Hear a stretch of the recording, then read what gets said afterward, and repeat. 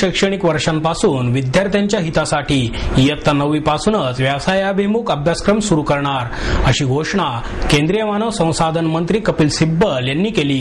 Myers MITच्या वतीने आयोजित कार्यक्रमात higher education policy and youth aspirations या विषयावर सिब्बल बोलत होते. यावेळी टाटा इन्स्टिट्यूट ऑफ सोशल सायन्सचे संचालक प्राध्यापक S. परशुरामन, डॉक्टर विश्वनाथ कराड, राहुल कराड, पत्रकार संघाचे अध्यक्ष उमेश घोंगडे उपस्थित होते. यावेळी सिब्बल यांच्या हस्ते 3ऱ्या भारतीय छात्र संसदेच्या पुस्तिकेचे प्रकाशन करण्यात आले. सिब्बल म्हणाले, LPG पेट्रोलवर सबसिडीचा विचार करणारे धनिक मात्र आर्थिकदृष्ट्या दुर्बल विद्यार्थ्यांकरता 25% जागा द्यावी याबाबत फारसे बोलताना दिसत नाहीत. नॅशनल व्होकेशनल एज्युकेशन फ्रेमवर्कद्वारे व्यवसायाभिमुख अभ्यासक्रमाचा आराखडा तयार करण्यात येत आहे. इयत्ता 9वी पासून या विद्यार्थ्यांना व्यावसायिक प्रमाणपत्रेही देण्यात येतील. कौशल्याधारित शिक्षणाकरता व्यावसायिक अभ्यासक्रमांची आज शालेय अभ्यासक्रमात समावेशाची गरज आहे. विद्यार्थ्यांचे भविष्य हेच भारताचे भविष्य आहे, त्यामुळे गुणवत्ता महत्वाची आहे. परंतु ही केवळ केंद्र सरकारची जबाबदारी नाही, तर समाज आणि विद्यापीठे संस्था चालकांची देखील आहे.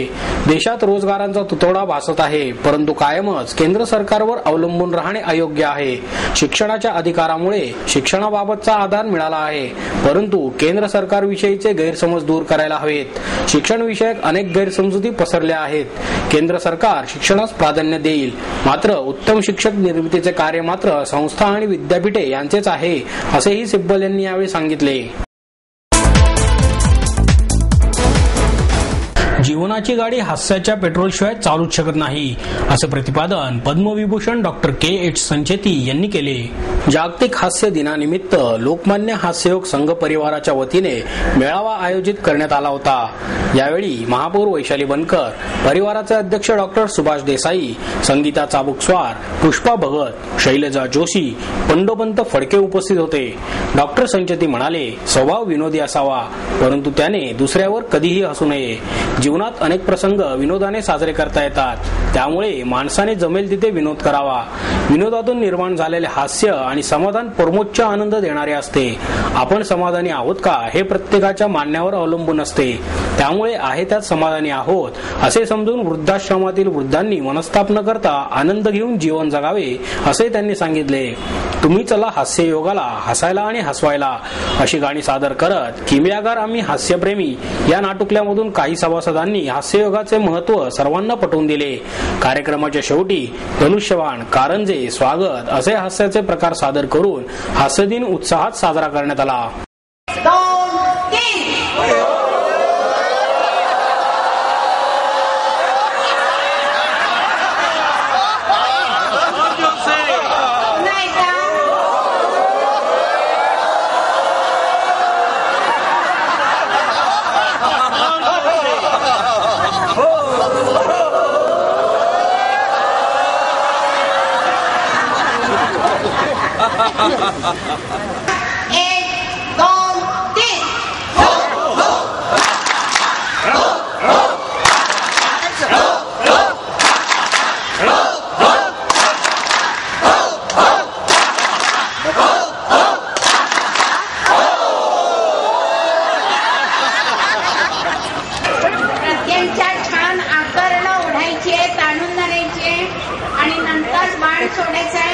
आणि जिकडे बाण जाईल त्या दिशेकडे पाहायचंय. 1, 2, 3.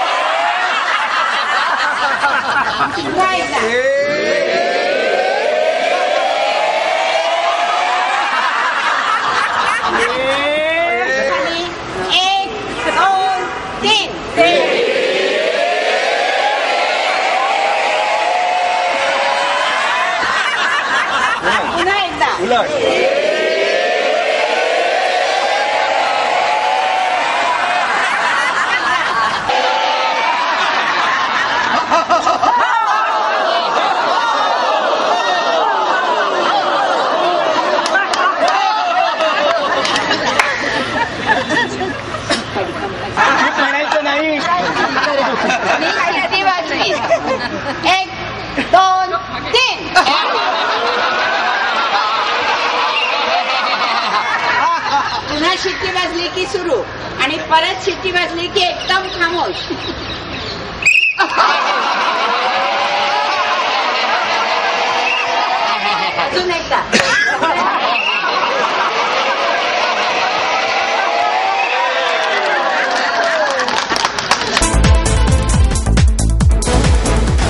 सार्वजनिक वाहतूक सक्षम करण्यासाठी महापालिकेनेच पुढाकार घ्यायला हवा असे मत पीएमपीचे संचालक प्रशांत जगताप यांनी व्यक्त केले. सजग नागरिक मंच आणि पीएमपी प्रवासी मंचच्या वतीने पीएमपी बस सेवेसंबंधी प्रवाशांच्या अपेक्षा आणि राजकीय पक्षांची भूमिका या विषयावर आयोजित केलेल्या चर्चासत्रात जगताप बोलत होते. यावेळी विरोधी पक्षनेते वसंत मोरे, काँग्रेसचे शहराध्यक्ष ॲडव्होकेट अभय छाजेड, श्याम देशपांडे, विकास मटकरी, ॲडव्होकेट उज्ज्वल केसकर, विवेक वेलणकर, जुगल राठी आदी उपस्थित होते. प्रशांत जगताप म्हणाले, पीएमपीकडे राजकीय सोय म्हणून अनेक राजकारणी बघतात. हे पूर्णपणे चुकीचे आहे. सार्वजनिक वाहतूक सक्षम करण्यासाठी महापालिकेने पुढाकार घ्यायला हवा. सध्या आर्थिक फायदा लक्षात घेऊन ठेकेदारी पद्धतीने काम होत आहे. सार्वजनिक वाहतुकीसाठी 3% निधी पालिकेने उपलब्ध करून द्यावा अशी मागणीही जगताप यांनी केली. प्राध्यापक मटकरी म्हणाले, 10 लाखांहून अधिक ग्राहक उपलब्ध आहेत. नागरिकांचा प्रतिसाद आहे, तरीही पीएमपी तोट्यात आहे. याला कारण राजकीय इच्छाशक्तीचा अभाव हेच आहे. कंपनीचे संचालक मंडळ अस्थायी असल्याने कोणतेही निर्णय योग्य पद्धतीने घेण्यात येत नाहीत आणि धोरणात सुसूत्रीपणाही येत नाही. यामुळे पीएमपीची सेवा सुधारण्याची अपेक्षा करणे म्हणजे मूर्खांच्या नंदनवनात राहण्यासारखे आहे. पीएमपीएमएलची सेवा सुधारायची असेल तर खासगीकरणाशिवाय पर्याय नाही. ॲडव्होकेट छाजेड म्हणाले, पीएमपीएमएलची स्थापना कंपनी कायद्याअंतर्गत करून मोठी चूक करण्यात आलेली आहे. पीएमपी सक्षम करायची असेल, फायद्यात आणायची असेल तर पुढील 5 वर्षात दोन्ही महापालिकांनी किमान 800 कोटी रुपयांची गुंतवणूक करण्याची आवश्यकता आहे. नफा मिळवणे हे सार्वजनिक वाहतुकीचे ध्येय नसते. यामुळे पीएमपीच्या खासगीकरणाला आमचा विरोध आहे. ॲडव्होकेट केसकर म्हणाले, पीएमटी पीसीएमटीचे विलीनीकरण रद्द केल्याशिवाय सक्षम सार्वजनिक वाहतूक शहराला मिळणार नाही. पीएमटीचा फायदा पीसीएमटीला झाला, मात्र शहराच्या वाहतुकीला याचा लाभ झाला नाही. पीएमपीचा कारभार लोकभिमुख करण्याची आवश्यकता आहे, मात्र खासगीकरण हा त्याला पर्याय नाही. श्याम देशपांडे म्हणाले, पीएमपी सक्षम करण्यासाठी राजकीय मानसिकता नाही. त्यामुळे दबाव गटाच्या माध्यमातून सार्वजनिक वाहतूक सक्षम करण्यासाठी प्रयत्न करायला हवेत. सार्वजनिक वाहतूक व्यवस्थेचे खासगीकरण केल्यास प्रश्न सुटत नाहीत, तर ते अधिक वाढतात. यामुळे खासगीकरणास शिवसेनेचा विरोध असेल असेही त्यांनी नमूद केले. सातत्यपूर्ण कामगिरीच्या जोरावरच आपण लंडन ऑलिम्पिकचे तिकीट सहजपणे मिळवू शकलो अशी भावना बॅडमिंटनपटू ज्वाला गुट्टा हिने व्यक्त केली. ऑलिम्पिकसाठी पात्र ठरलेल्या ज्वाला गुट्टा, अश्विनी पोनप्पा आणि व्ही दिजू या तिन्ही बॅडमिंटनपटूंचा पुण्यातील लक्ष या एनजीओच्या वतीने विशेष सत्कार करण्यात आला. सत्कारानंतर या खेळाडूंनी पत्रकारांशी दिलखुलासपणे संवाद साधला. आम्हाला पाठिंबा देणाऱ्या सर्व प्रायोजकांचे आम्ही आभारी असून ऑलिम्पिकमध्येही आम्ही चमकदार कामगिरी करू असा विश्वासही या दुहेरीच्या बॅडमिंटनपटूंनी व्यक्त केला. ऑलिम्पिक खेळणे हे माझे स्वप्न होते.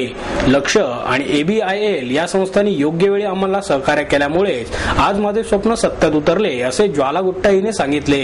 अविनाश भोसले इन्फ्रास्ट्रक्चर लिमिटेड यांचा पाठिंबा असलेली ज्वाला गुट्टा, श्लोक जयराज ग्रुप यांचा पाठिंबा असलेली अश्विनी पोनप्पा आणि पंचशील यांचा पाठिंबा असलेला व्ही दिजू या तिन्ही बॅडमिंटनपटूंनी जाहीर झालेल्या जागतिक बॅडमिंटन महासंघाच्या क्रमवारीनुसार ऑलिम्पिकमधील थेट प्रवेश निश्चित केला. ज्वाला आणि अश्विनीने महिला दुहेरीमध्ये 16वे स्थान मिळवले, तर व्ही दिजू आणि ज्वालाने मिश्र दुहेरीत 14वे स्थान मिळवत लंडनचे तिकीट पक्के केले.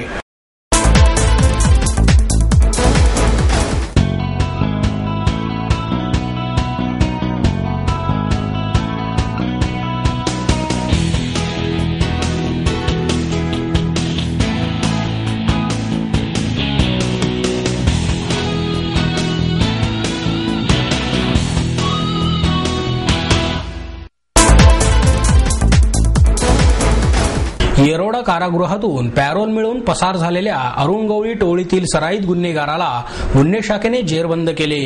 त्याच्याकडून पिस्तूल आणि 2 काडतुसे जप्त करण्यात आली. डांगे चौक परिसरात ही कारवाई करण्यात आली. एकनाथ अर्जुन मोहिते असे अटक केलेल्याचे नाव आहे. मोहिते हा सराईत गुन्हेगार आहे. तो मुंबईतील कुख्यात अरुण गवळी टोळीशी संबंधित आहे. त्याच्या विरुद्ध पुणे, लोणावळा, वडगाव मावळ, रायगड, नगर, सातारा, जेजुरी येथे खुनाचा प्रयत्न, दरोडा, खंडणी असे गंभीर स्वरूप स्वरूपाचे 16 गुन्हे दाखल आहेत. लोणावळा येथे दरोडा घातल्याप्रकरणी मोहिते याला जन्मठेपेची शिक्षा न्यायालयाने ठोठावली होती. 2007 मध्ये तो येरवडा कारागृहातून पॅरोल मिळवून बाहेर पडला. त्यानंतर तो पसार झाला. पॅरोल मिळवून बाहेर पडल्यानंतर 2008 मध्ये त्याने पोलिसांवर गोळीबार केला होता. मोहिते हा डांगे चौकातील हॉटेल परिसरात साथीदारांना भेटण्यासाठी येणार असल्याची माहिती दरोडा प्रतिबंधक पथकाचे पोलीस निरीक्षक सतीश गोवेकर यांना मिळाली. त्यानुसार सापळा रचून पोलिसांनी त्याला अटक केली. दरोडा प्रतिबंधक पथकाचे पोलीस निरीक्षक सतीश गोवेकर, संघटित गुन्हेगारी विरोधी पथकाचे पोलीस निरीक्षक बापू गुतवळ, सहाय्यक निरीक्षक यशवंत फुलवडे, कर्मचारी रघुनाथ मोरे, अरुण बुतकर, विलास पलांडे, विनोद साळुंके, आसिफ पटेल, सोमनाथ बोराडे आदींनी ही कामगिरी केली. ज्या राजकारण्यांना नागरीकरण आणि शहरीकरण कळत नाही ते पैशाच्या जोरावर महापालिकेत निवडून येतात आणि दिवसा उजेडी लूट करतात, असं प्रतिपादन IBN लोकमतचे संपादक निखिल वागळे यांनी केले. DSK फाउंडेशनच्या वतीने आयोजित DSK गप्पा या कार्यक्रमात राजेश तांबले आणि उज्ज्वला बर्वे यांनी वागळे यांच्याशी संवाद साधला. मुलाखत घेण्यामागे तंत्र उलगडून सांगताना वागळे म्हणाले, मुलाखत घेणे ही एक कला असून पत्रकाराला मुलाखतकाराची नस माहिती होणे आवश्यक आहे. म्हणून मी आतापर्यंत 150 यशस्वी चांगल्या मुलाखती घेतल्या आहेत आणि याच मुलाखती पत्रकाराची खरी लोकशाही आहे. राजकारणात बदल घडवण्यासाठी चांगली माणसे आली तर मलाही काम करण्यासाठी बरे वाटेल. अण्णा हजारे, पोपटराव पवार, मेधा पाटकर यांच्यासारख्या लोकांसोबत लोकांनी काम करून राजकारणात बदल घडवण्यासाठी प्रयत्न केले पाहिजेत. आजची माध्यमे ही भाषेच्या पलीकडे जायला हवीत. उद्याची भाषा ही सर्वांचे मिश्रण होऊन एक वेगळी भाषा निर्माण होणार आहे. त्यामुळे माध्यमांनी त्याकडे लक्ष देणे गरजेचे आहे. लोकांनीही फक्त न्यूज चॅनलकडे न पाहता बदल घडवण्यासाठी उद्याचा महाराष्ट्र निर्माण करण्यासाठी सर्वांनी प्रयत्न केले पाहिजेत, असे आवाहनही त्यांनी यावेळी केले. MAEER's MIT School of Government Pune आणि Tata Institute of Social Sciences Mumbai यांच्यात सामंजस्य करार करण्यात आला. मुंबईच्या टाटा इन्स्टिट्यूट ऑफ सोशल सायन्सच्या वतीने तेथील संचालक प्राध्यापक S परशुरामन तर माईर्स MITचे शिक्षण समूहाच्या वतीने संस्थेचे संस्थापक संचालक प्राध्यापक डॉक्टर विश्वनाथ कराड यांनी या सामंजस्य करारावर स्वाक्षऱ्या केल्या. तसेच MAERS MIT School of government संस्थापक अधिष्ठाता प्राध्यापक राहुल विश्वनाथ कराड, राष्ट्रसंत तुकडोजी महाराज नागपूर विद्यापीठाचे माजी कुलगुरू डॉक्टर SN पठाण, MITचे प्राचार्य डॉक्टर LK क्षीरसागर आणि इतर पदाधिकारी यावेळी उपस्थित होते. राष्ट्र उभारणीच्या दृष्टीने आणि ध्येयाने MIT स्कूल ऑफ गव्हर्नमेंट आणि Tata Institute of Social sciences हे एकत्र आलेले आहेत. राजकारण आणि शासन यासाठी तरुण नेतृत्वाला प्रशिक्षण देण्यासाठी हे उभयता या क्षेत्रांमध्ये काम करतील. शिक्षण आणि प्रशिक्षण यामधील काही समान विभाग उभयतांनी ठरवले असून समाजातील सर्व वर्गांना आणि घटकांना सहजपणे उपलब्ध होईल असे सर्वसमावेशक आणि परिणामकारक असे दोन्ही संस्थांचे धोरण राहील. मतदारसंघांचा विकास, निवडणुकीचे व्यवस्थापन, प्रचार मोहिमेची आखणी, देवाणघेवाणीचे कार्यक्रम, अभ्यासक्रमांची रचना आणि विद्यार्थ्यांना प्रत्यक्ष काम करण्याच्या संधी उपलब्ध करणे इत्यादी बाबतीत एकत्रितपणे काम करण्याची MIT स्कूल ऑफ गव्हर्नमेंट आणि Tata Institute of Social sciences यांची योजना आहे. या सामंजस्य करारामुळे उभय संस्थांना एकत्रितपणे अनेक समाजोपयोगी प्रकल्प आणि अभ्यासक्रम राबवता येणार आहेत. असंघटित कामगारांना पेन्शन सुरू करण्यात यावे या मागणीसाठी कष्टकरी संघटनांनी पेन्शन यात्रा काढली. काच, कागद, पत्रा, कष्टकरी पंचायत आणि स्वच्छ संस्थेचे सदस्य त्यात सहभागी झाले होते. पेन्शन यात्रेनंतर हे प्रतिनिधी पुणे स्टेशन येथून दिल्लीला रवाना झाले. दिल्लीत 7 ते 11 मे दरम्यान असंघटित कामगार संघटनाच्या वतीने आंदोलन करण्यात येणार आहे. त्यात हे सदस्य सहभागी होतील. दिल्लीतील जंतर मंतर मैदानावर होणाऱ्या या आंदोलनाला कागद, काच, पत्रा, कष्टकरी पंचायत आणि स्वच्छ संघटनेने पाठिंबा दिला. त्यांचे सुमारे 150 कामगार त्यात सहभागी होत आहेत.